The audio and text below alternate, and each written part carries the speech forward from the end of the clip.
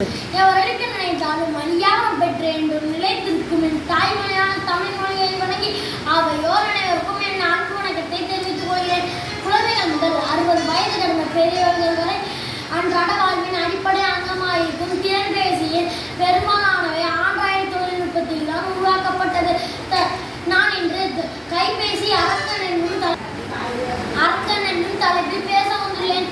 தற்காலத்தில் தொலைபேசி என்பது அவர்கள் அனைவரின் வாழ்விற்கு இன்றியமையாத ஒரு சாதனமாக காணப்படுகிறது. அதிலும் இளைஞர்கள் மத்தியில் தொடுதிரை தொலைபேசி மிகவும் பிரசித்தமான ஒன்றாக காணப்படுகிறது. பல நன்மைகளையும் தீமைகளையும் செய்கின்ற தொடுதிரை தொலைபேசியை இயக்குகின்ற இயக்கத்தனமான தேடுபொறி என்ற நிறுவனத்தினால் உருவாக்கப்பட்டது.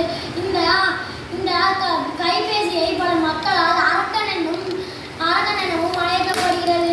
உலகில் பயன்பாட்டில் கிட்டத்தட்ட 88% திறன்பேசியே ஆகும். இதனால் கல்வி கற்கும் மாணவர்கள் தொடக்கம் இளைஞர்கள் அதில் மூழ்கி அதனையே தன்னுடைய வாழ்வாக எண்ணிக்கொண்டு சுற்றுச்சூழலில் நடப்பதை கண்டறியாது. இந்த தொலைபேசி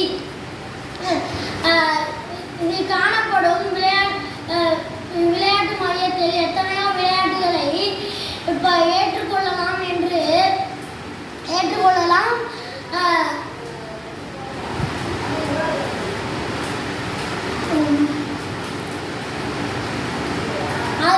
இதனால் அதிகப்படியானோர் அதற்கு அடிமையாகி உள்ளனர்.